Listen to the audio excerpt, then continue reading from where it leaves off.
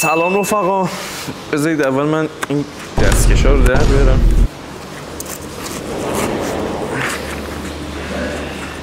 خیلی خسته شدیم امروز، خیلی کار کردیم. خب چی باید بگم؟ امروز قراره که یه سری قسمت‌های فولکس رو تغییر بدیم که عمرن اگه به ذهنتونم برسه.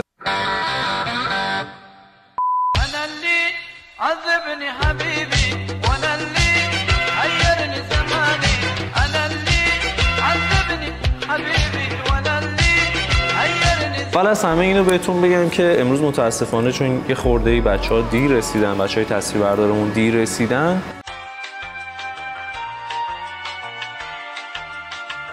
با دیکیتی که طراحی کردیم برای این ماشین توی تم آخرالزمانیه، یعنی توی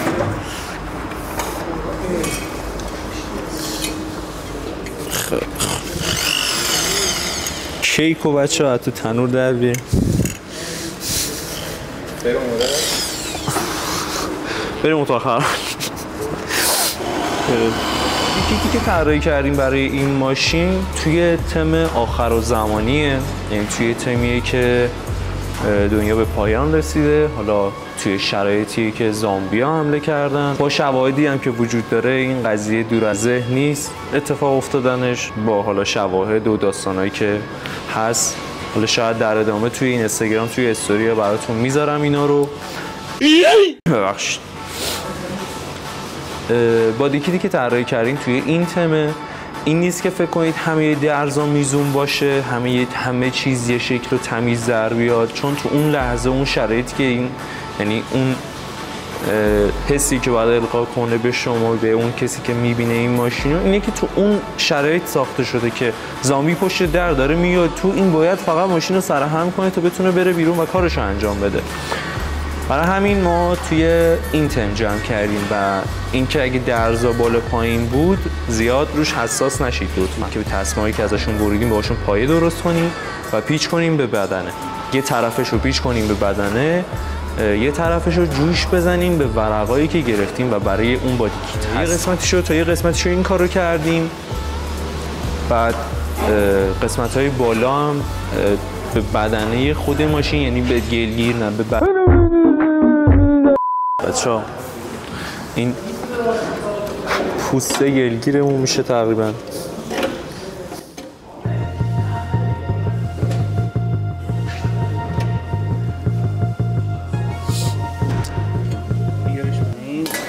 چکارش کنیم؟ بده بغلی بگیر. یه چیکارش کنم؟ بده بغلی. بیا بزنشو. الان آهن داری بدنه. خب حاجی اتصال رو از کجا بگیریم؟ اون قسمت بالایی هم که جوش دادیم به بدنه، خدا رو شکر اون قسمت به خود بدنه این ماشین بود، دوب پشتش بود و جوشو به خودش میگرفت، چون دوب بود و کلفتر بود جوشو میگرفت. حالا برای اینکه جوش بدیم هم یه سنگ فرز هم گرفتیم، یه حالت سنباده گرفتیم رو قسمتی که بدنه بود، به خاطر اینکه قبلا نقاشی کرده بودیم بتونه رو ماشین بود، بعد بتونش بلند میشد به آهن میرسیدیم تا جوشو بگیره. داشتم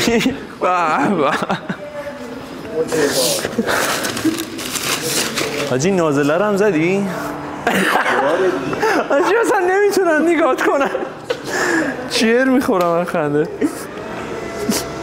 بیا بالا. نه اینو وایس ماسکتو بذار.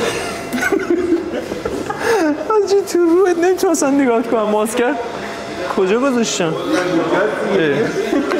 بچه ها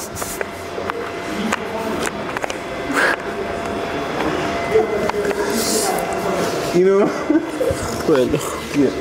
داداش من هیچی نمیبینم. اشکال نداره. هدایت کن خودت.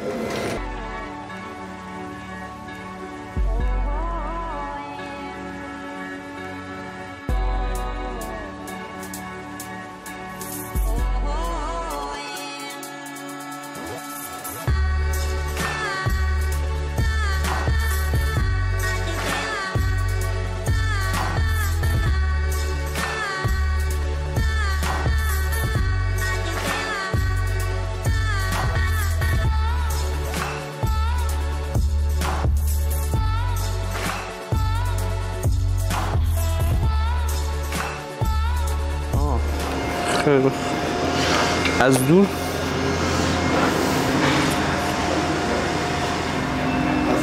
قربون داشت.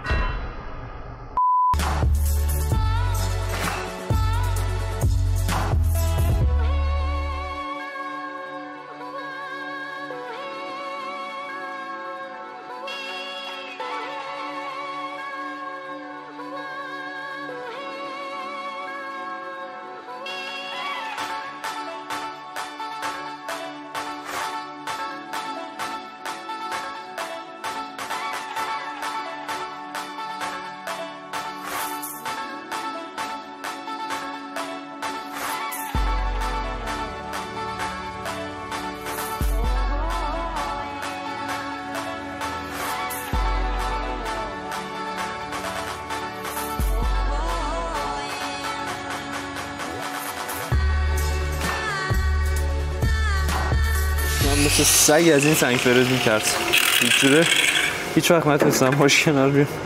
من اون دسته آدم هم که تو مدرسه این کلاس که این پنکه داشت میچرخید همیشه تو فکرم این بود که این پرت بشه کله کیا میپره. تو چقدر نمک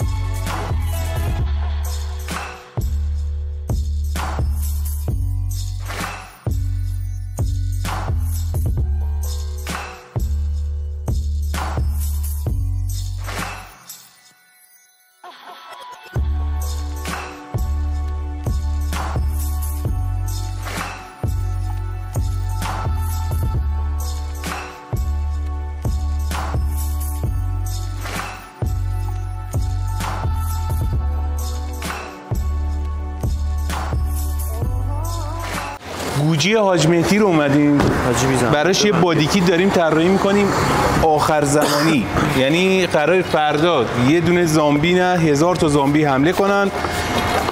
یه بادیکیت باید ما داشته باشیم که از خودمون و اطرافیانی که تو ماشینمونه باید حفاظت کنه. بادیکیتش زیاد دقت 100% نداره، پس اون دسته از دوستایی که دنبال دقتن به این نکته خیلی گیر ندن. ما کلاً 3-4 روز فرصت داریم که یه زامبی کش از گوجی بسازیم. حاج مهدی خودش یه سری ایده ها داره با یه سری از کارهایی که ما میتونیم براش انجام بدیم، همه رو ترکیب میکنیم ان شاءالله بتونیم یه بادیکیتی که در خور خود گوجی باشه در نهایت به شما دوستای عزیزم نشون بدیم.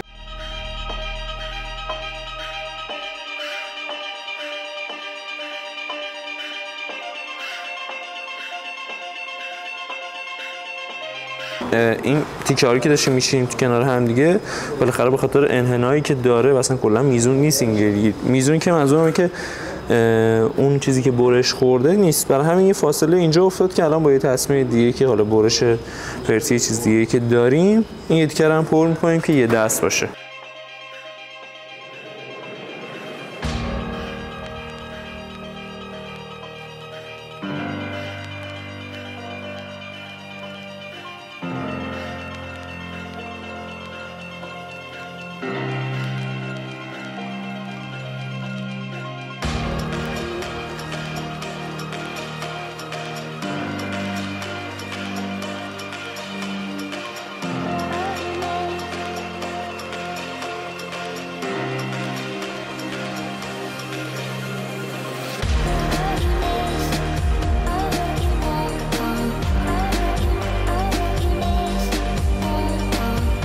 توی این قسمت ما به این مرحله از کار رسیدیم، ولی توی قسمت بعدی دیگه جفتگیرهای عقب تموم میشه و بعدش توی قسمت بعدش میریم سراغ سپر و دفیوز و لیپ سپری که براش طراحی کردیم و همش ساخته شده و آماده نصب و جوشکاری و حالا کارش. مرسی که تا اینجای ویدیو همراهمون بودید، همراهی کردید، حمایت کردید.